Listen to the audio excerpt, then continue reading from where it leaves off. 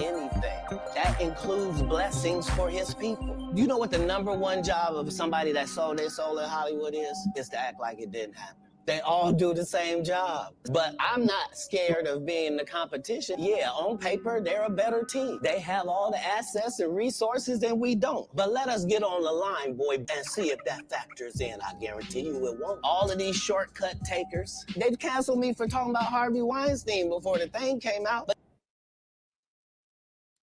already had his deals when he got here. Have we heard of a comedian that came to LA and in his first year in LA, he had his own sitcom on network television and had his own movie called Soul Plane that he was leading? No, we've never heard of that before that person or since that person. What do you think a plant is? Maybe people don't understand the definitions of these words. You didn't know? Yeah, Kevin Hart purchased it, so he's now doing Comic View. That happened at the same time that they gave DC Young Fly Hollywood Squares. Where? Yeah, because they tell you that there's no gatekeepers, but we keep seeing the same people open the gate. Didn't Kevin open the gate and let Tiffany in? Ain't he now opening it up for... Don't such and such open the gate? What do you mean ain't no gatekeepers? There's 100 gates out here. Everyone I've seen got a keeper. I know so many things I should. Already had his deals when he got here. Have we heard of a comedian that came to LA and in his first year in LA, he had his own sitcom on network television and had his own movie called Soul Plane that he was leading? No, we've never heard of that before that person or since that person. What?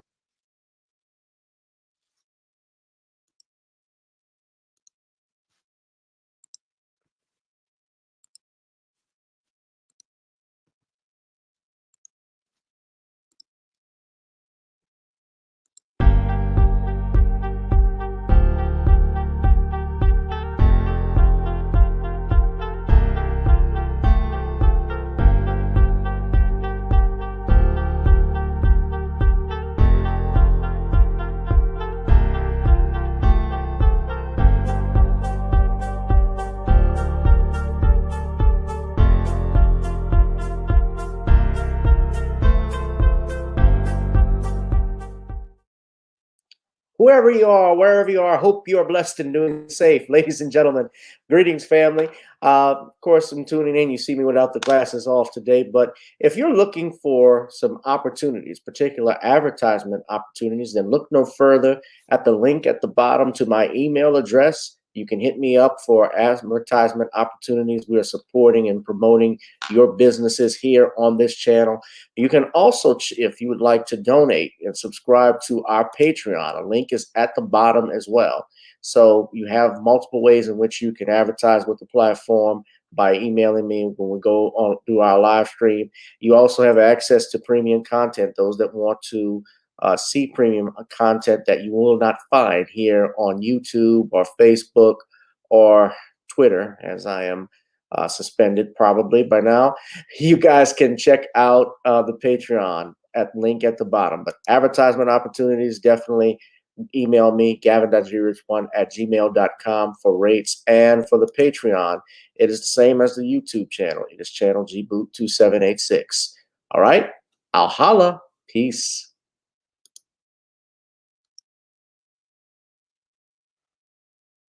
Hey, welcome, everyone. It is another exciting edition of, I had to turn the screen on, Random Topic Sundays, the hottest live stream in the cosmos here in social media. Whether you're watching on YouTube or on X, formerly Twitter, or Facebook, welcome.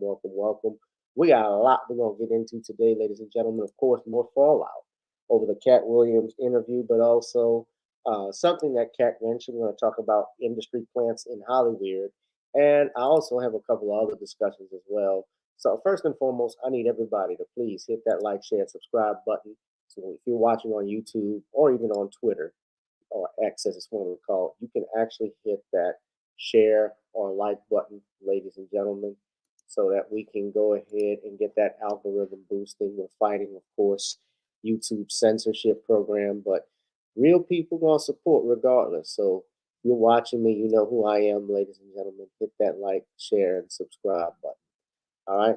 Also, if you have not and you would like to, you can, of course, if you saw my bumper earlier before we came on, if you would like to uh, submit any type of sponsorships, any request that you would like to do with sponsorship and so forth, you are most more than welcome to come in, ladies and gentlemen, and join our do that. You can also join the Patreon if you would like to support.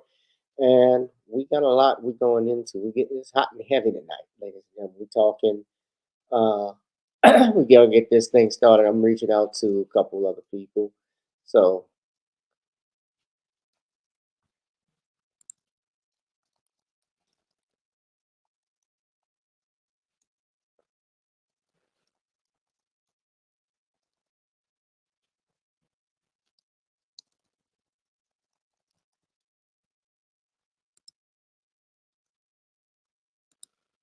all right. So I've specifically titled this Netflix or Tubi because it looks like if you watch the Katt Williams interview, Netflix or Tubi, Katt Williams, of course, was talking about Cedric the Entertainer. Of course, he's talking about other comedians, Cedric the Entertainer, Kevin Hart, Steve Harvey in particular, but Tiffany Haddish, Lil Rel. I mean, everybody. Jonathan Majors even got it. So I talked about this on Thursday, so I'm not trying to keep rehashing on stuff, but it is the talk of the internet, ladies and gentlemen, because after this interview debuted this past Wednesday, I want to say, this has garnered in less than 24 hours when it debuted. Katt Williams' interview on Club Shay Shay uh, has over 31 million views in the last 4 days. 31. The It has failures. over 1 million likes to only 9,000 dislikes. So this has really shook up the internet. This interview was no holds barred, and Shannon Sharp just let Katt Williams talk. And Shannon actually has gotten some pushback from some people online for, I guess, not checking Katt on some facts. But Shannon just let him talk. And Shannon, of course, could not out talk Katt Williams. And in listening to Katt talk, it didn't sound like this was somebody necessarily who was bitter about not having an opportunity in Hollywood. I think this is a person who was happy that he was not a part of Hollywood necessarily because he didn't have to sacrifice his booty hole, as he put it. Now, more fallout has come out. Tiffany Haddish, everybody practically has responded in some way. Kevin Hart responded to Katt Williams on ESPN in a way, basically trying to dig up or take dibs at him on NBA Unplugged. However, it didn't sit well with a lot of people. He basically was laughing off insults by doing some stuff with him or against Katt, which of course I won't play on here because then I think it's on Twitter. But if I could speed it up, maybe I might be able to get away from any type of copyright strikes from ABC. But I really just don't like taking a chance. But I could probably play it for you all uh, on the X on the stream, and you can hear what he was saying because yeah, this is what Kevin Hart obviously had to say about Katt Williams. Of course, he hasn't come out directly, but also Tiffany Haddish had some stuff to say. So a lot of people saying stuff. Cedric the Entertainer, of course, uh, had to say something because people were talking about said stealing Katt's joke, which was another thing. So this is what Cedric the Entertainer had to say in response to the joke. So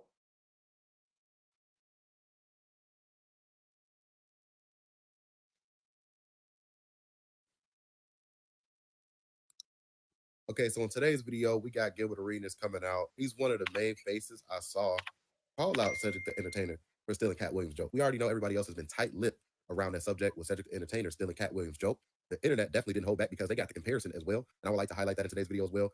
We got a lot to unpack because I would like to highlight Cedric the Entertainer denying the joke on Club Shay Shay. And I would like to highlight Katt Williams' response as well on Club Shay Shay about Cedric the Entertainer denying the joke. And then I would like to highlight what Cedric the Entertainer had to say after the Club Shay Shay interview went viral and Katt Williams' response to calling him out. Cedric the Entertainer pretty much just denied it again, as he's been doing over these past couple of decades now about this joke, man. So with that being said, guys, a lot to unpack. Be sure to give this video a thumbs up. It really does help these videos get pushed out to the algorithm. I really do appreciate that, guys. Let's try to aim for another 1,000+ likes. Salute. Let's check out these clips. Let's get right into this video. What's funny is the joke he's talking about, I know it because I used to laugh at it when it came out. The 98 joke when the music too loud and black people don't turn the music off, and they're doing the crank in, right? And then he got to get out of the car and push started it. So I know the joke. I'm like, and then when Ced did it, I'm like, oh, it's kind of the same. So I was thinking that back then. Yeah. You're a fan of stand-up. Okay, so this is what Cedric the Entertainer had to say on Club Shay Shay. Let's check it out right here. Can't say you stole one of his jokes. Yeah, like it was ridiculous. You know what I mean? It was like the idea of the joke that he was talking about don't even match up with no timeline. So for me, it was one of those things like. Did you have a conversation? Did you guys sell it? Did you have a conversation with Katt? Well, I responded to him the way he responded to me, but that's what I said as well. I've seen Katt, you know, even before then. Right. I've seen this guy 30 times. Like, dog, if you literally was that upset about it, like, dog, why didn't you say nothing? Like, that don't even make sense. This is some internet shit, and that's all I can say. So, you know, when I responded to him, he didn't respond back to me, and I left it at that. Do you feel that someone else has stolen some of your material? Oh, that's a part of this business, right? You know, and I think that, you know, sometimes it's intentional and sometimes it's not. Right. This is what Katt Williams had to say about Cedric the Entertainer stealing his joke on Club Shay Shay. Nobody knows why liars lie. And that's why I had to come on the program. Cedric did the same thing. Cedric told you when you asked him, did you steal Katt Williams' joke? Yeah. He said, it don't line up. How it don't line up that I did it on TV in 2018? You came to see me at the Comedy Store do it in 2019 and then did it on the Kings of Comedy. Like, what doesn't line up? This is a televised joke that Mark Curry helped me punch up and get to the level that it was. What up, y'all? What's up? I'm addressing this Katt Williams thing one time, man. I saw people on there really good comment about that. Look, I have no idea what this brother's talking about. That joke is over 30 years old, close to 30-something years old. I did Kings of Comedy in 1999. Probably have been doing that joke 6-7 years before that. I don't even know if Katt was doing comedy then. So, you know, again, he's a talented brother. I have no idea what he's talking about. I've never seen Katt do a space shuttle joke. So, you know, there may be something that he believes is true. I've written a lot of jokes. I've had a lot of comedians steal my jokes as well. So I understand if you feel, you know, slighted by that, but that's my joke. That's my joke, though. Driving space shuttle to the moon, cigarette, cutie pie rocking in the background, parallel parking space shuttle. That's my joke. Okay, so let's get right into the comparison of the jokes. Let's highlight Katt Williams' joke first, and then after that, we'll highlight Cedric the Entertainer's joke. Radio up so loud that you can hear the damn thing we cut off. It looked like this. You flossing in a 6-inch converter.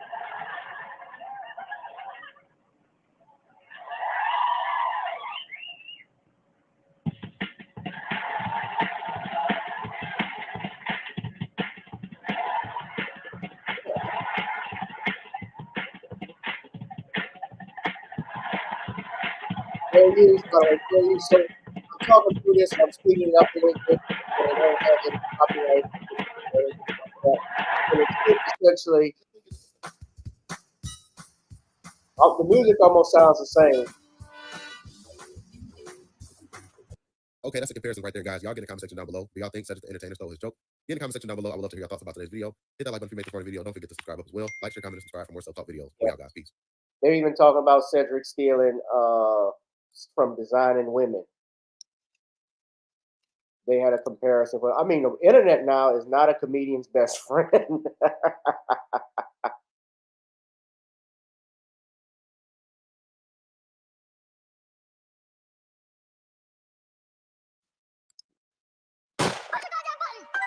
Yeah, we're talking about this.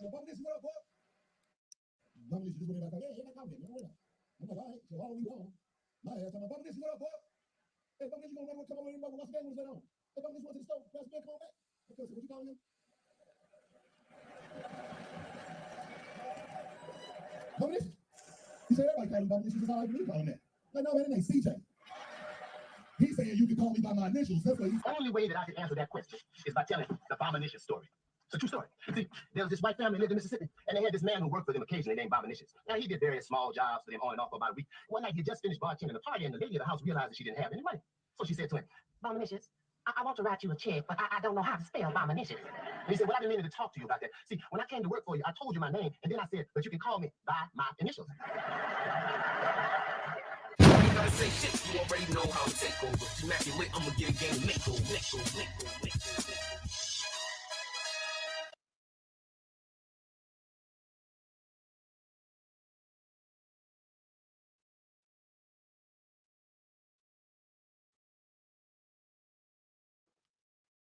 So yeah, so they said that, and yeah, fans got ate up. But then Kevin Hart responded also, and Kevin Hart was responding to Katt Williams on ESPN,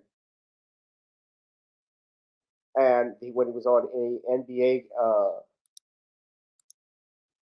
when he was on that NBA show, so he started clapping back. So, and he got eat up, yeah, in those comment sections. So hold on a second. Hold on a second, y'all. We're going into it. I'm making sure I'm learning to speed stuff up.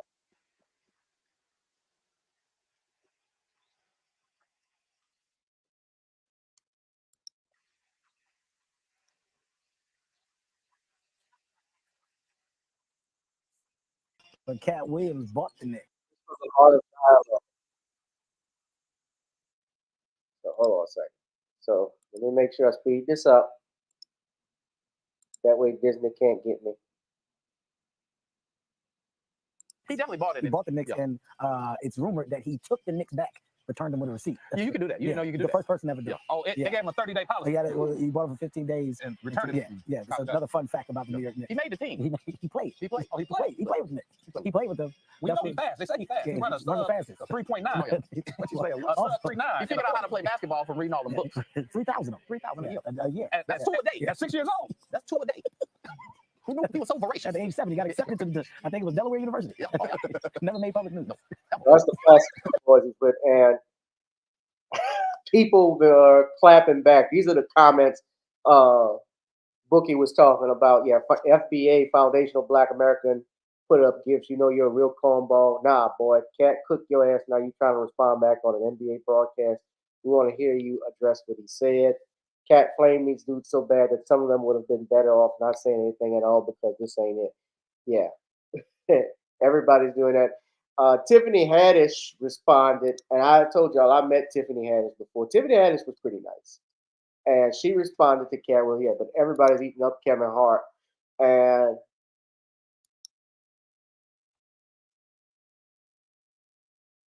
so this is her at the she's at the Improv. So hold on a second.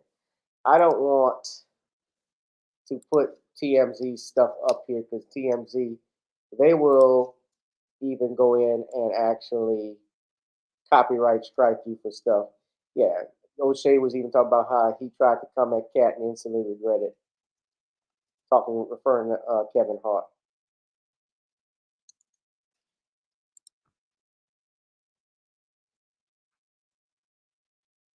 So this is it from the Improv. I've been doing shit. I was on That's So Raven. I was on all this shit. I did extra work. I was on all of the white people TV shows, the black people TV shows. I used to be on Dance 2060, bitch. I've been out here. I've been telling jokes since 1996. 1996. This nigga said, oh, they wouldn't let her perform in the Comedy Store. That's true. They wouldn't let me perform on the white nights in the Comedy Store, but I performed on all the black nights. They wouldn't let me perform on the white nights at the Improv, but I performed on all the black and Latino. I've been doing shit. I was on That's So Raven. I was on all this shit.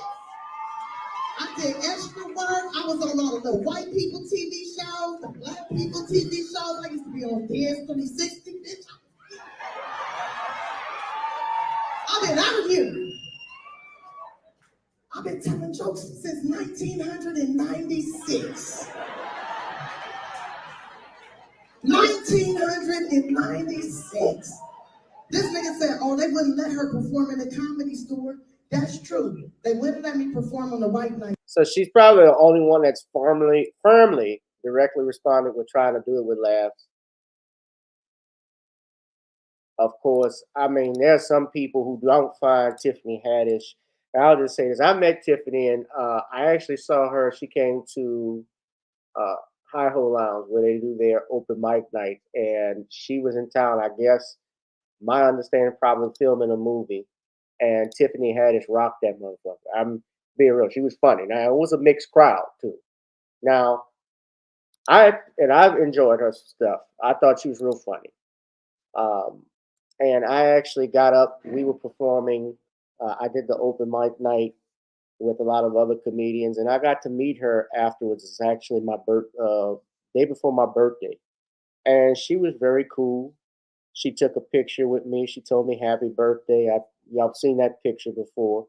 So I won't say anything bad about her because I don't have too much anything negative per se to say about Tiffany Haddish. But a lot of people, with her, Kevin Hart, Steve Harvey in particular, they don't find those guys. I know people who say they don't find Steve Harvey funny. People who say, I never thought Cedric the Entertainer was funny, although I know people who say a few people have said Sid was their favorite part of the King of Comedy. People say they think Tiffany Haddish is just loud, which, yeah, I think Tiffany Haddish is a loud black woman. I'll put it to you like this. Her role in Girls Trip is what put her off in the mainstream, right? After she did Girls Trip, I thought, I'm just going to say it, her role, she was a ghetto woman. She was ghetto, loud, angry black woman, which is what they were looking for. And she did a fine job at it. You know, Tiffany Haddish is going on the Gala Met Awards with fried chicken in her purse and things of that nature. So a lot of people have felt she's represented a negative stereotype of black women. You know, and I know her story coming from poverty, being adopted. I think she was raised in a foster home. And I actually remember Tiffany Haddish. Tiffany Haddish has been on Def Comedy Jam before, back in the late 2000s. I remember seeing her, and I knew Tiffany was gonna make it because Tiffany was cute. She was good looking. She was a good looking woman. Hold on one second, y'all. I gotta be right back. Got something coming up, so hold on. I'll be right back. Let me just play some music while we wait. Excuse me.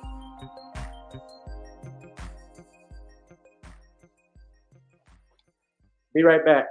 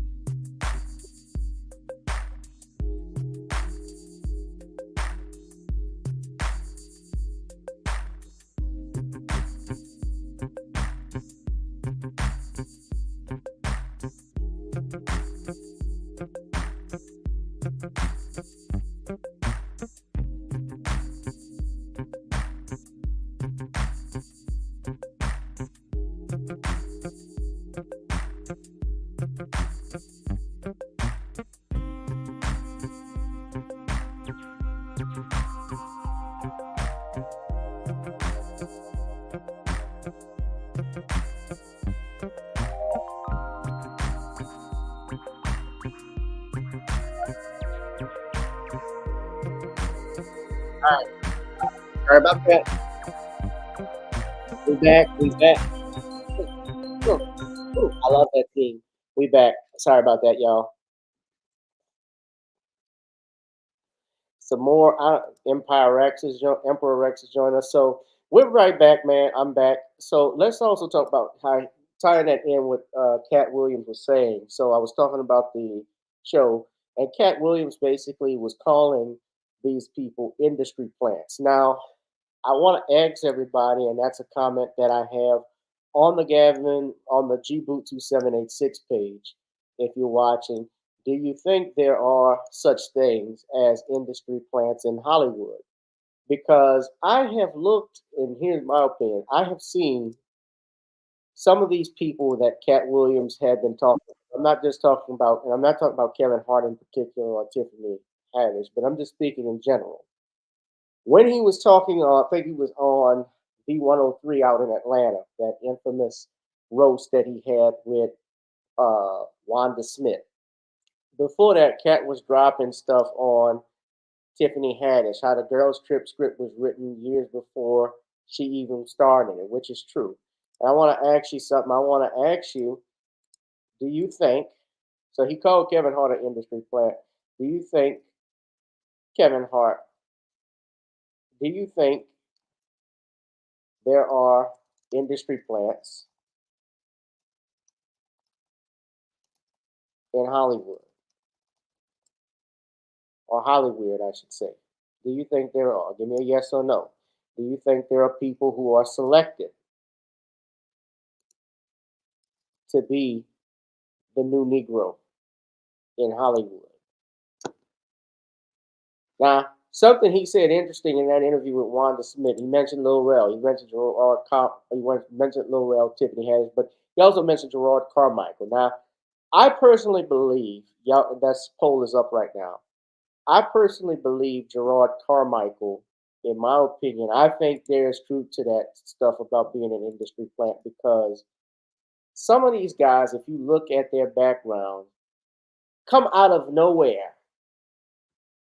Gerard Carmichael in 2014 starred in the film Neighbors. Neighbors was featuring Seth Rogen and Zac Efron. And if I'm not, Judd Apatow had something to do with it. So and he came out as gay, by the way. Gerard Carmichael already has 3 comedy specials that he's done.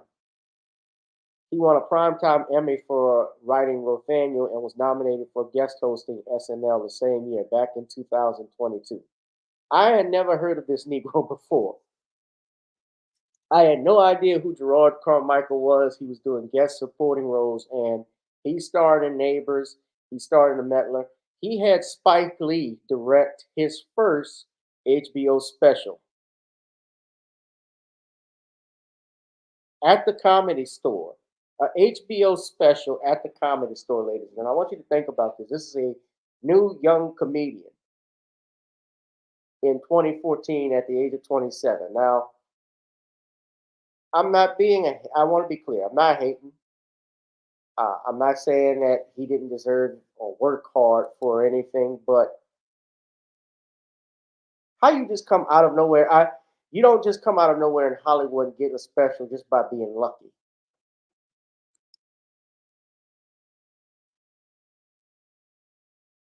And that film, Neighbors, of course, the first movie he did, that was directed by Nicholas Stoller. So I want to show you something Katt said interesting. So this is all tied, and we know Seth Rogen is tied with Judd Apatow.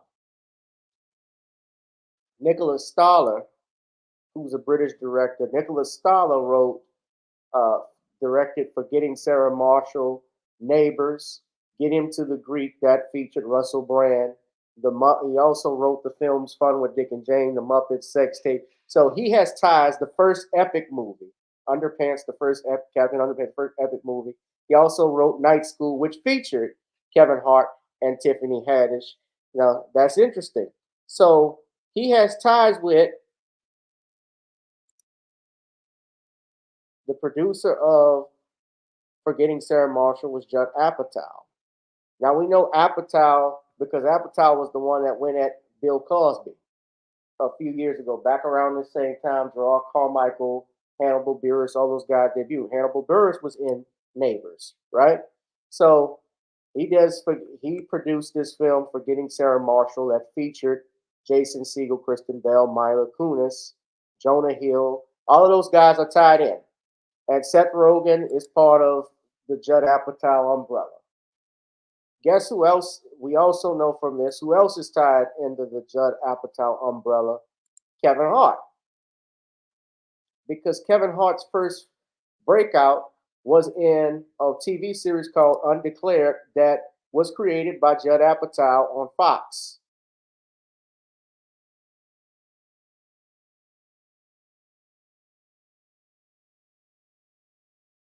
Jay Baruchel, who has been in a lot of Judd Apatow films.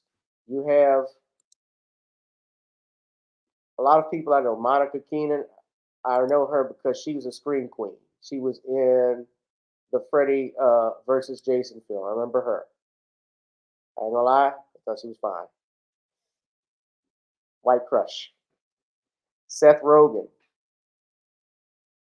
of course, was in that. So you see, and this is what Katt Williams, I will say this, there's a clique. There's always been, and I've witnessed this as well. So what Katt Williams is talking about, how those people all clicked and get together. There is a clique. Ricky Smiley even admitted, and I can't remember if it was on, I want to say it was on Brother Phil Scott's show, but Ricky Smiley admitted that both he, Steve Harvey, and DL, especially when they want to talk about doing things during the elections, they speak with each other. They're all part of the same fraternity, Omega Psi Phi. They're both, all three of them are comedians. They all tied together. They all work together. There's a clique. That's true. There is a clique. And as in everything, it's just like at work. You have people that eat together, work together. Going back to when you were a kid in school, you had a clique in high school of people you hung out with, people you did. So it is also like that in business.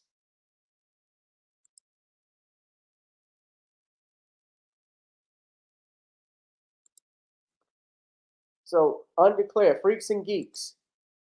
Judd Apatow created this. Judd Apatow, we know who he is. So Kevin Hart got his start on this TV show, Undeclared. And I can even remember Kevin. Now, I do remember Kevin had some stand-up specials back in the late 2000s. I remember Kevin on Def Jam. When Def Jam came back in 05, 06, he made an appearance there. They brought Def Comedy Jam back. Tiffany Haddish, I remember her. I remember Katt being on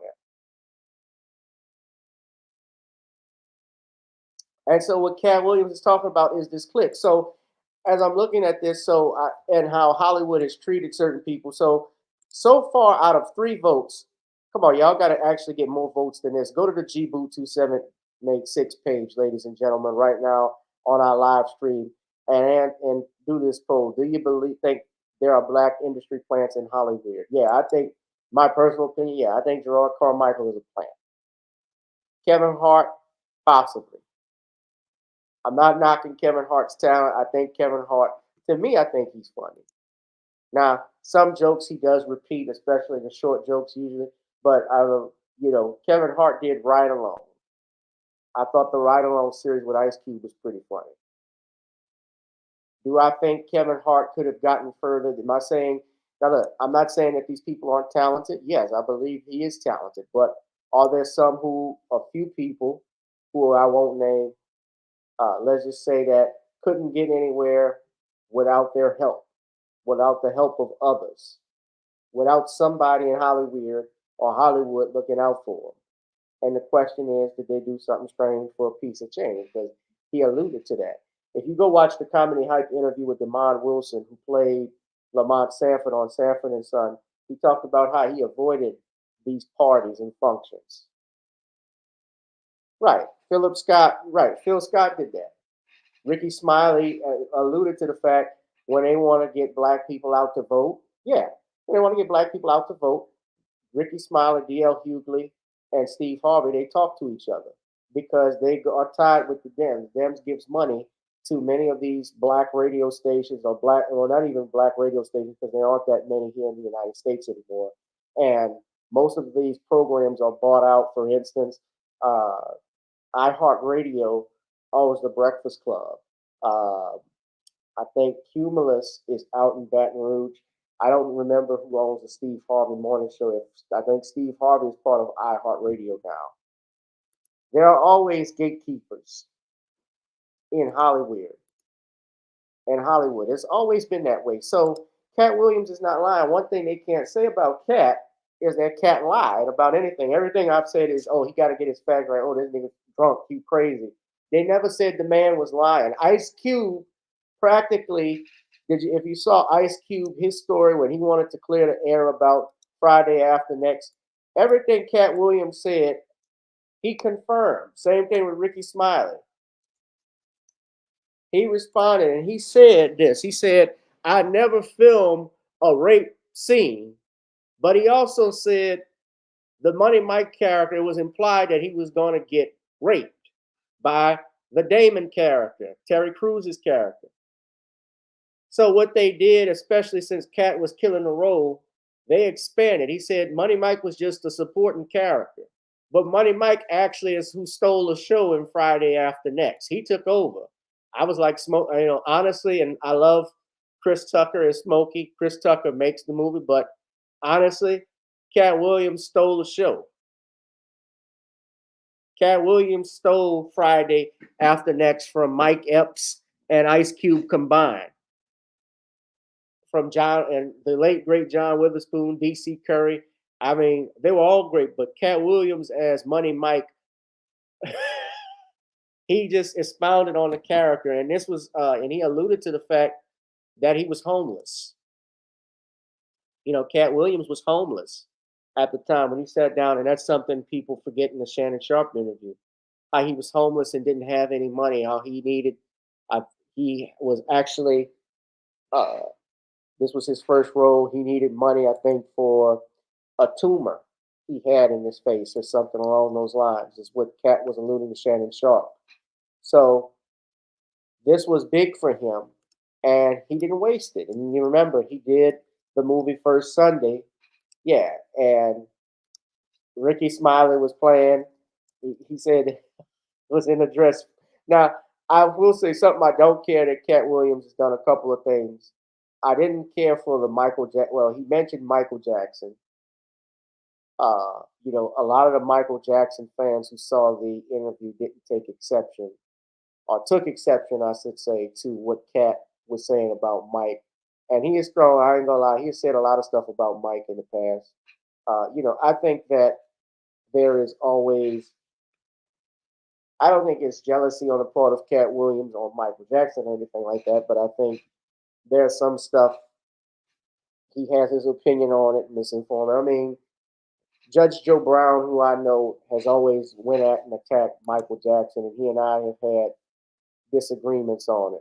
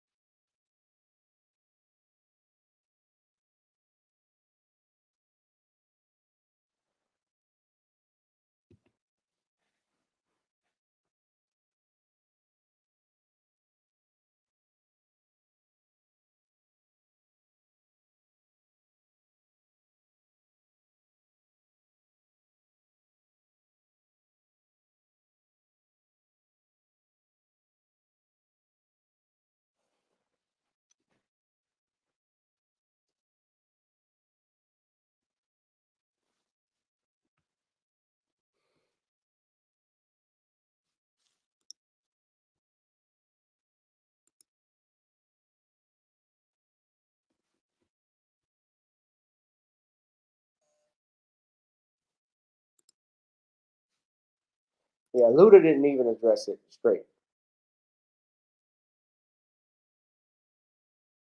Yeah, Ludacris got ate up in the comments. Yeah, people like, man, you responding. Some man attack your manhood. Charleston White said, yeah, Charleston White is a troll, but Charleston White was even like, man, take your attack hood. Man, your manhood. I ain't doing no damn freestyle.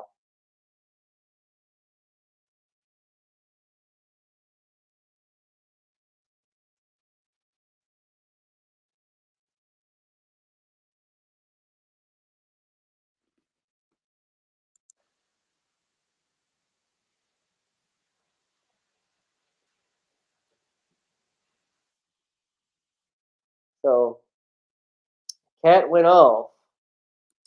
Cat Baloo. So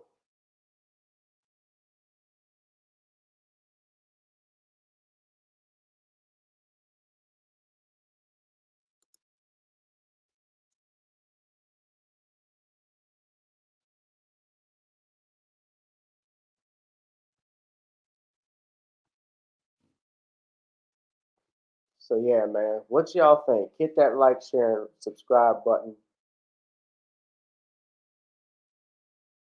And speaking of plants, I gotta say this. Taraji P. Henson. Now, I like Taraji P. Henson, but Taraji was even talking about how, and someone brought this to my attention. So The Color Purple has been out. She's starring in a remake of that. Hit that like, share, subscribe button, and go to the ticker at the bottom, ladies and gentlemen, if you want to Cash App or PayPal me.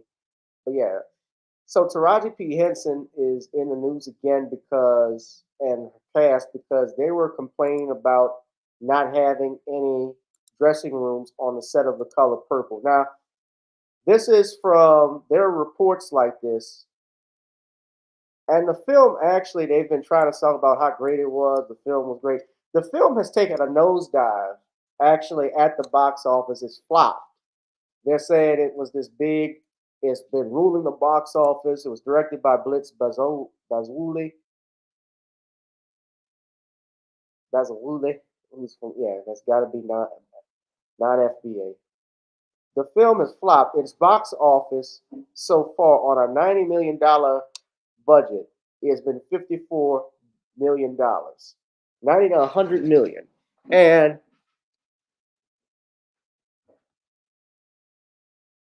Spielberg, the same people who worked on the original, Oprah, Steven Spielberg, and Quincy Jones produced it. The film flopped. The film has flopped. And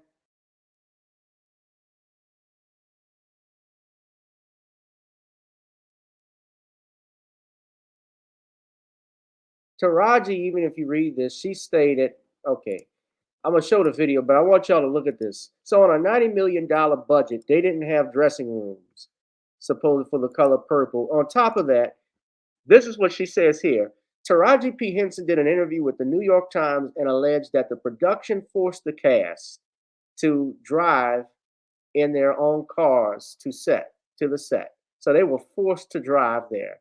She disagreed with the decision, citing safety and liability concerns, and alleged that she asked, "Can I get a driver or security to take me? I'm not asking for the moon." They were like, "Well, if we would do it for you, we got to do it for everybody." That's what she alleged.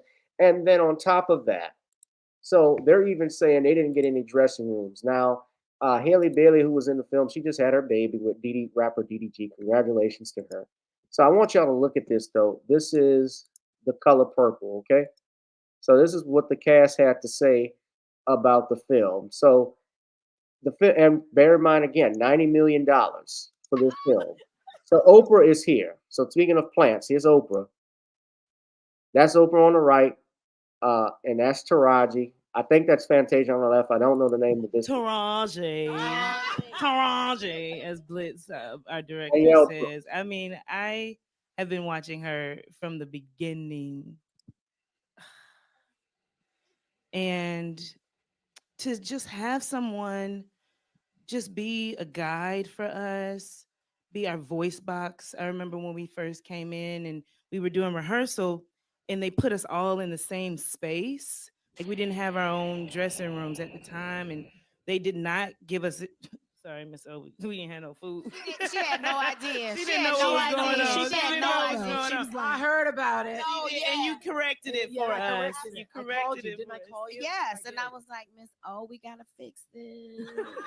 And she said, say less. And was it not And fixed? that's what I appreciated, though. You were our voice, because a lot of times, yes, I've done a lot of TV. I've done a lot of films, specifically independent films.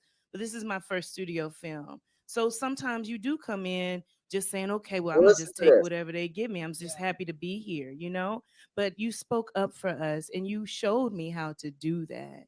But what I've really enjoyed is your sisterhood is authentic and it's real. I heard about it. Oh, yeah. And you corrected it for us. You corrected Oh, yeah. I heard about it. Now, Oprah, so let's go back. So they actually had no dressing rooms on a $100 million movie. Think about that. You're forced to drive to the production set. They didn't have limo drivers on call. They didn't have security that could pick them up. They had to drive to work day in and day out. Now, I've driven to movie sets before. I've had to do that when I worked as an extra. I was an extra. Hollywood stars typically will have a driver for them. They force them. I remember when we first came in and we were doing rehearsal, and they put us all in the same space. Like we didn't have our own dressing rooms at the time, and they did not give us. Sorry, Miss O. We didn't have no food. She had no idea. She didn't know what was going on. She had no idea. That's because Oprah looking at me. Yeah, y'all better talk bad about me, because I'm gonna fucking kill all y'all ass. Your ass is grass.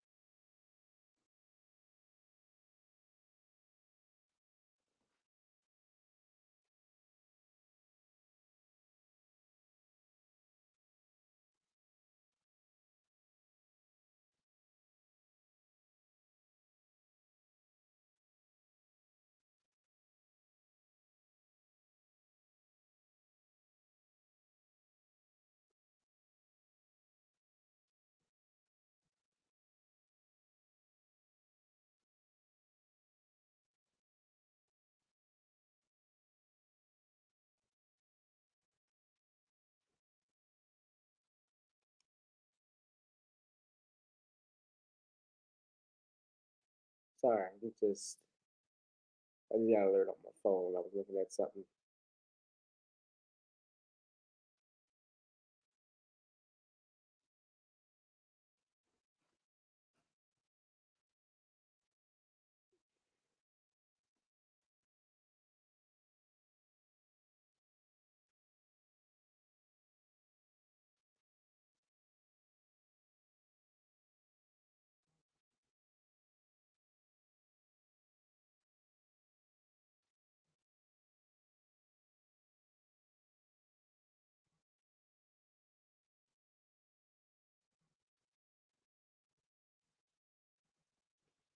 So nothing. Yeah. So Okra. They said she didn't know. I She didn't heard know about anything. it. They quick to defend her. I don't know what y'all think. I have a hard time believing Oprah Winfrey is an executive producer on a show, on a movie. The executive producer of a $100 million film and didn't know it. Now, yeah, sometimes some people don't know everything, and she supposedly, what they're saying is she ended up fixing it. But I thought that was hella interesting. The movie flopped, like I said. The movie with all of these people behind it didn't didn't recoup its budget. So it says a lot about the film and whether people want to see it or not. And images. And speaking of images, so I got to talk about this too. I'm talking about images. We have a black woman who was a coach of Opelousas High School team that was fired. She was fired from her job because of how well she dressed. Now, this is a woman who actually had a winning record for her team. Supposedly, this is why she was fired. Now, the teacher's name is Brianna O'Connor, who was allegedly fired for her choice of attire on the court. Although the coach exhibited outstanding coaching skills and an unwavering commitment to discipline, she was allegedly fired for her appearance on the court, with school officials stating that coaching wasn't a fashion show. O'Connor's impressive prowess on the court was showcased during her tenure with Opelousas High School, a girls' basketball team achieving an 18-4 record when she was unexpectedly terminated despite her stellar performance. The controversy surrounding O'Connor's termination sparked a broader conversation about the values and expectations placed on coaches in high school basketball. O'Connor's dismissal has also sparked an interesting debate against discrimination against women in sports. The public sentiment strongly leaned towards parents wanting their children to be mentored by someone who commanded self-respect and wasn't hesitant to show their capabilities. So O'Connor also has supporters that charge the gender gap in the game also applies to high school sports, claiming that although girls have been playing high school basketball for decades, they are not treated as well as their male counterparts. Now, you see these pictures. Now, she's dressed very eloquent. She even has her cutie pie sorority jacket on at the game. I've never heard, now this was before the new year, so I've never ever heard of a basketball coach being fired for dressing a certain way. Now, Brianna O'Connor actually has Instagram, or should I say, Twitter page where she admitted she was collaborating with someone based off her dress and so forth. And I'm trying to find it. I actually had it, but it looks like they took it down. Or her Instagram, I keep saying Instagram. This is her X page. Her X page apparently is not back up. And I'm looking at this, so I have no problem with the way she dresses, of course.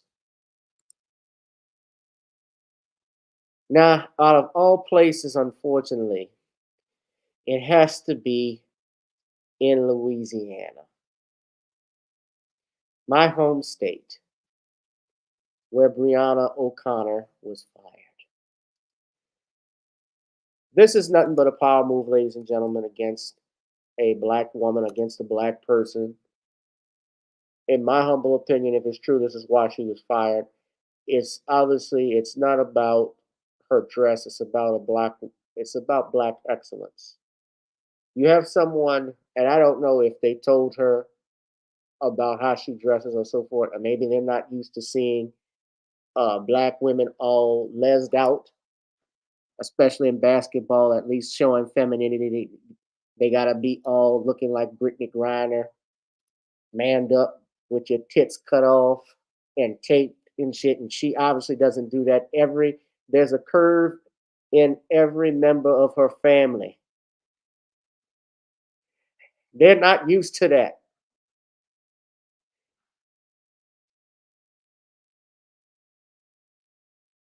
Everywhere there's a loop on this system.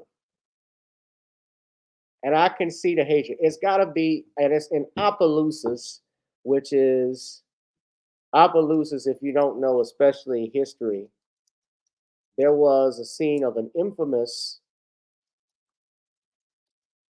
riot that took place in 1868, where it was one of the deadliest in the Reconstruction era over the course of 2 weeks, where white citizens terrorized and tortured Black Americans to suppress their voter turn, to suppress the Black vote, and killed an estimated 200 people in their community. That was in Opelousas, Louisiana. That was in 1868. So that was almost 155 years ago.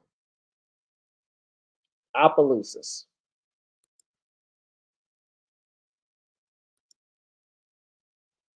Now, Miss O'Connor had a collab she was doing. I actually had that from that article we were looking at, not where she was doing a collaboration with, I guess, a friend. And she actually tweeted this according to this. So, where is it? I had it here. Hold on.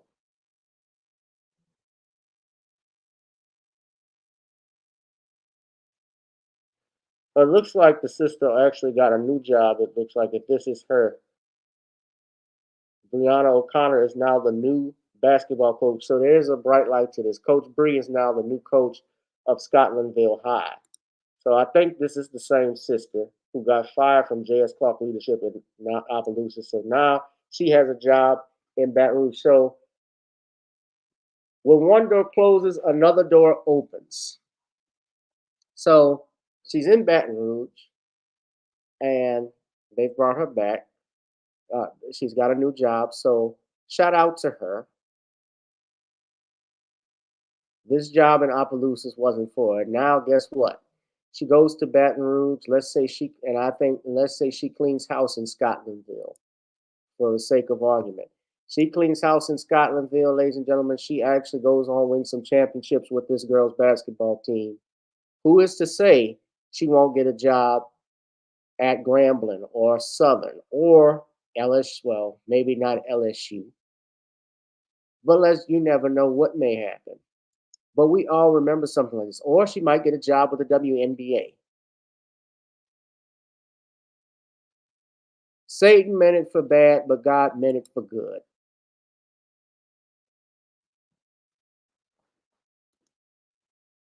So shout out to her. I'm glad that she got a new job, but that was messed up on Opelousas' part. You are a bunch of jackasses, Opelousas High School, J.S. Clark leadership, for firing her over her dress. Because now I'm gonna tell you something. That this sister is in Baton Rouge. You thought that the people would not come to these girls' games just based off this alone, especially the men. We definitely are going to be coming out and supporting us. Hell, I have no kids, and I will definitely be coming out to see this sister up at Scotlandville High School, ladies and gentlemen, and see her coach. I just hope my lady wasn't listening when I just said that. Oh, come on, honey. Shit. I might be in a relationship with you, but I'm not blind, damn it.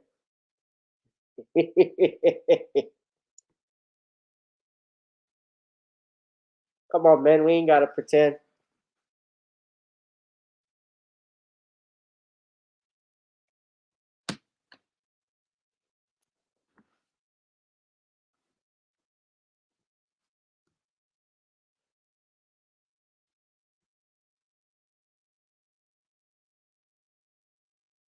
But yeah, I found it interesting. Speaking of Opelousas, this last thing. So this story came and was brought to my attention.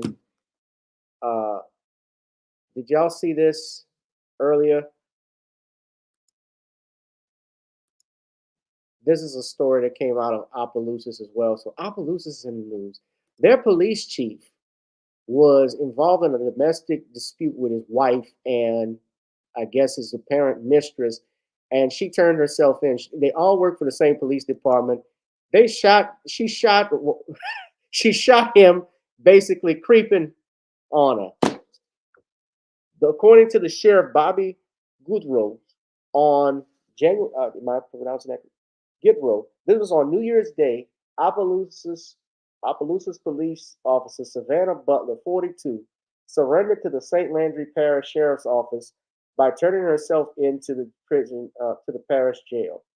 Butler was booked on 2 counts of negligent injury, 1 count of obstruction of justice, and 1 count of illegal discharge of a firearm.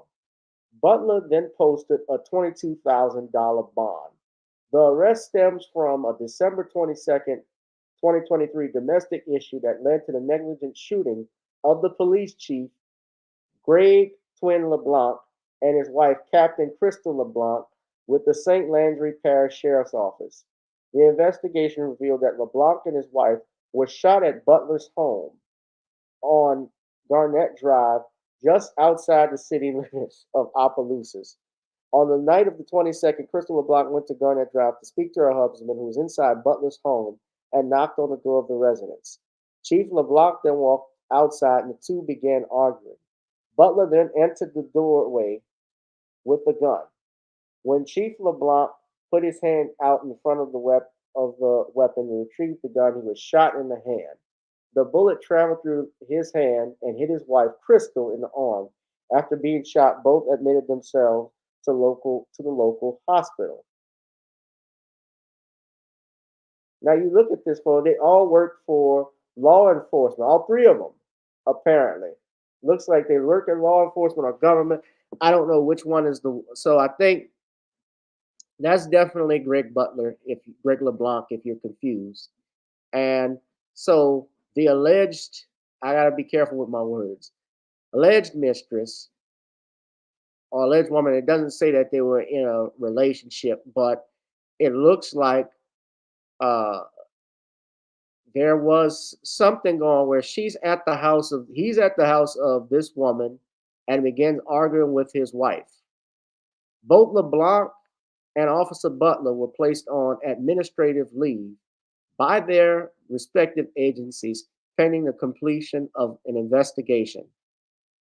There's concerns as to why the Louisiana State Police were not called to investigate the shooting. As stated before in my earlier updates, this is from News 15 out in Opelousas. It looks like Lafayette, actually, yeah, because Lafayette and Opelousas are in the same area. Lafayette is the bigger city. So apparently,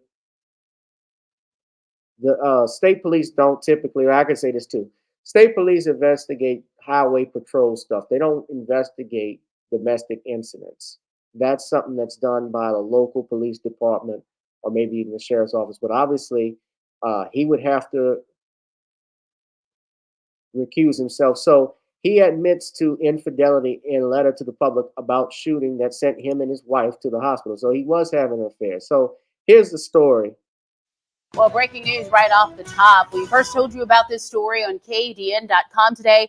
The Opelousas police chief admitting to having an affair and apologizing to the people he elected to serve.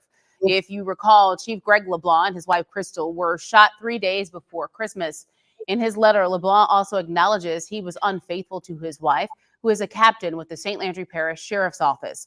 LeBlanc says, quote, infidelity is a breach of not only the personal commitments I've made, but also the professional standards we all expect from those in public service. He also says he understands the importance of regaining the trust of the public. The woman accused of shooting the LeBlanc, Savannah Butler, we'll see her in a moment. There she is on your screen on the left, turned herself into investigators on New Year's Day. The couple suffered non-life-threatening injuries 3 days before Christmas. Sheriff Bobby Guidros calls the shooting a domestic dispute. Butler bonded out of jail by posting a $22,000 bail. All right. So supposedly he says that he's not pressing any, by the way, he's not pressing any charges. But something like this, number one, you have wasted the community resources, sir. Damn. The community now gets involved as a result of this because you're basically sleeping with another woman who you work with on the job. And if y'all want, I'll put the letter here, but this was brought to my attention. My lovely fiance brought this to my attention to address the shooting. And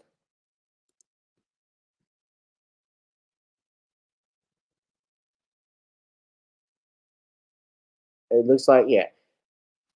Honestly, I don't see him having a job after this. Now, a lot of people would say, why would, cheating on a job, that's not a crime. Cheating with another woman and sleeping with is not a crime. No, it's not that, but you slept with someone, supposedly slept with someone. I'll be careful, but you admit to, well, look, you admit to the infidelity. You're at another woman's house.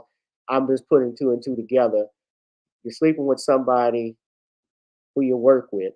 On top of that, your wife gets involved, who's also in the police force. So, yeah, and now it gets messed up to the point where a shooting takes place. You get shot as well as your wife, and now there's a whole bunch of conflict of interest stuff that gets involved. So the sheriff's office and the police department, especially working with the police department, they can't investigate it per se because there's a conflict here. You were the victim. Then on top of that, your wife gets shot. She's also a member of the police force, so she gets there and shows up. There's a problem there, and there's also an issue with public trust. You then say that you don't want to press charges. Well, in a domestic situation, and the chief knows this, and I've shared this with you all probably before, is that it's not up to the alleged person to say that they don't want to press charges. When someone says, I don't want to press charges, what you're essentially telling the police is, I don't wish to cooperate with this investigation or with your case. But it ultimately depends on the state as to whether or not they would press charges. Now, some states, some districts, like here in Louisiana, they may be a little more lenient, but the prosecutor's office, I can tell you, for instance, I'll just give you a perfect example. St. Tammany Parish, which is a very, let's say, call it conservative, which I think is a great word, a very conservative industry, parish, I could say, the government, they are more inclined and have been inclined to enforce uh,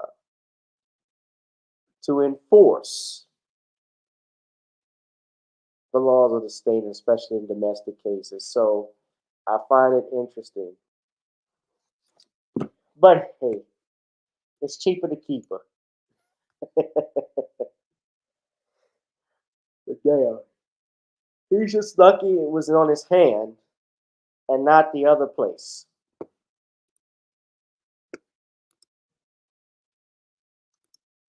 All right. So far, I just want to get back to my poll. 20 votes are in.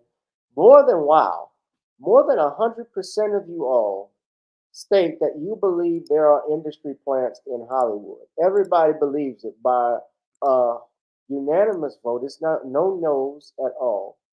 100% of you think Hollywood is filled with black industry plants. So I just ended the poll there. But yeah, out of 21 votes, wow. I'm inclined to agree with you all.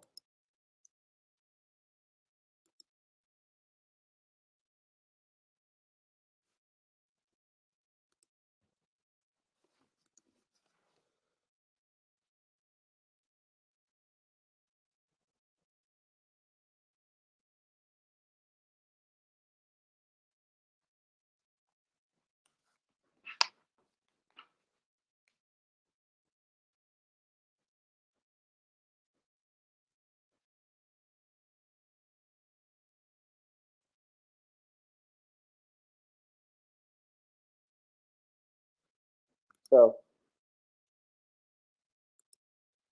y'all hit that like, share, and subscribe button. Y'all, we're going to wrap this thing up. I've had a great time. Hit the notification bell. Hit that like, share, and subscribe button. Get the Commonwealth of Pennsylvania versus William H. Cosby on Kindle. Ladies and gentlemen, I see the queen of Dama Shakur. I got her notification. She's going live. So shout out to her, by the way. You all be safe and be blessed, ladies and gentlemen. We are back to we are getting back to normal now because the New Year's just started. So we just went through our first week of January, ladies and gentlemen. Now here comes the work week again. So the new year is moving fast already. So make sure you hit that like, share, and subscribe button, ladies and gentlemen. We're going to be back later this week. And I will see you all in the next one. Be one, be safe, and be blessed. I'll holla. Peace.